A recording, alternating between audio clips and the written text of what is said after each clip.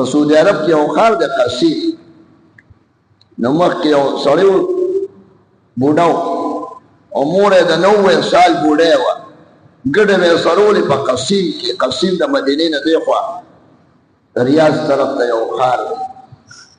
نو هغه دا بوډۍ مور یې وه، ګډې به یې سرولې اوښانې که نه چیلې پی به یې څکلو په صحرا کې په خیمو کې دیره و. هغه بوډۍ مور خدمت به یې کو، وایي دا زما دپاره اختر دی چې زه خوشحال دې ته مسلمان وایي.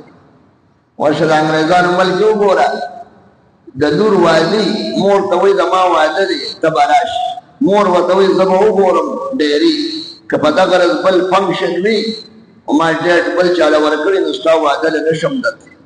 او نه لور د مور تپوس کوي او نه د پلار. پلار یې په نرسنګ هوم کې پروت دي، لتې وایي سرکاري کمپاوډران والا ډوډۍ دوی موی ورکوي، نه ولا زوی راځي او نه پلار. معاشرتي ژوند د انګریزانو ډېر کمزوری دی. موټرې ښه جوړوي، بمونه ښه جوړوي، کتابونه ډاکټري ماسټري او انجینرینګ دا پیسې ښه ګټي، خو د مور پلار د خپلوانو هغه قدر هغه معاشرتي ژوند هغه بالکل ختم دی. بالکل نور د دنیا کې هوښیار دی، سړکونه ښه جوړوي، ګلونه یې ډېر مضبوط دي، تماچې د جرمن څومره مضبوطي قیمتي، په دې کې خو بد دي. خو نور پلار مور او دا قصه ختم. نو هغه مور یې بوډۍ وه، ده به خدمت کو چې هغې ته به یې وکتل بس خوشحاله به شو، اطمینان به دا زما لپاره جنت دی. مسلمان و او دا بوډۍ مور ده ډېره ناجوړه وه، فالج په زانګو کې او پرته وه، دومره وړه شوې وه، 15 کیلو به نه وه، ډېره بوډۍ وه. د ده یو بل ورور په جده کې افسر و، ایر کنډیشن کمره، سرکاري ګاډۍ، ډېر لوی تنخواه. هغه ورور یې راغی د نه کشر و، ورته یې وي د دې مور خدمت خو تا ډېر و، دې ګډبته وایي صحرا کې هلته بجلي نشته او پکې هم نشته غرونو کې. نو دا مور به زه یو څو ورځې بوځم جدې ته، نو هلته به میوې مو خوري، ایر کنډیشن کمره به یخه، ګاډۍ هم شته، او زما مور ده ماله به خدای ثواب راکړي. د مور حق هم دی او ما ته مور ګرانه ده. دا ماله یو څو ورځې دا مشر دی ورته په ژړا شو، وایي زما ورورې ستا مور ده، خو زه بغیر مور دلته ژوند نشم تېرولی، زه د دې په خدمت خوشحاله یم. لکه زما که دا نه وي زه به مړ شم. دا ګډې چلې که نه، او ګډې چلې خو زه چټې ته نشم بوتلی په سهاره کې. او ورته یو څو ورځې ماله راکړه زما مور ده. هلته به چکرې مکرې وایي چمنونه دي سیل سپاټه به وکړي، لږ رنګ به یې ښه شي، میوې به وخوري، دوی به ولو کوم علاج. ده ورته یې بغیر د دې به زه مړ شم. دا زما محبوبه ده لکه ګرانه. بیا هغه پسې جرګه راوسته چې دا مور ماله یو څو ورځې راکړي، زما مور ده که نه، ما سره پیسې هم ډېرې دي، هر څه ډېر دي، نو څو ورځې به زه هم پرې ولګوم، ثواب به مې وشي. آخرت د مور جرګې ورته مینتونه وکړه، ده به ورته ژړل، که ما نه بوتله دا مور تباه و برباد به شم، مړ به شم د غمه. نو بس خیر دی، دا خدمت باندې زه خوشحاله یم او نه څه ګیله کوم تاسو نه، او ستاسو به ډېر احسان وي. دا جرګې خبره مینتونه یې ورته وکړ، ما نه یې مه اخلې.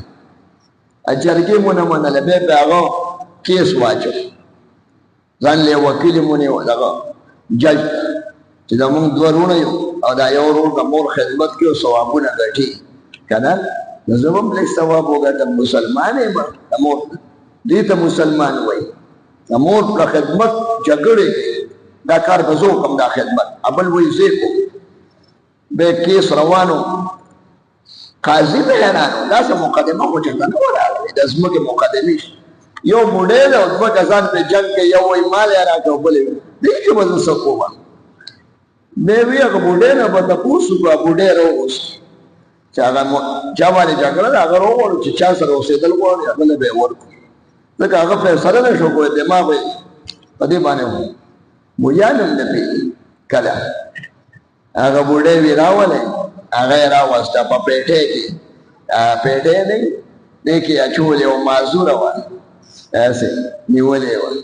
عدالت قاضي ورته احتراما راپاسې دا جج دا بوډۍ خو دلته ولاندې وه کاکوشه ورته سلام یې واچو دې بوډۍ ته وایي ابې ته خبرې په تا مقدمه ده یو دې وایي زه به خدمتونه کوم او بل وایي زه به خدمتونه کوم ته خبرې دوه کسان یو د یو خورا کاږي بل یو ثواب ګټي بل او ته داسې ماما کنه بوډۍ وي او زه خبرې دا یو زوی مې وایي ما سره دی بل وایي ما سره زه به د خدمت نو دا بوډۍ ته وایي چې ته چا سره اوسېدل غواړې بوډۍ په ژړا شو او په لوپټه باندې سترګې وچې کړې او د جج ته وایي دا یو زوی مې یو سترګه ده او دا بل زوی مې بله سترګه ده ما ته خو دواړه سترګې دي که نه ما ته یو شان دي بچي مې دي د زړه قطرې مې دي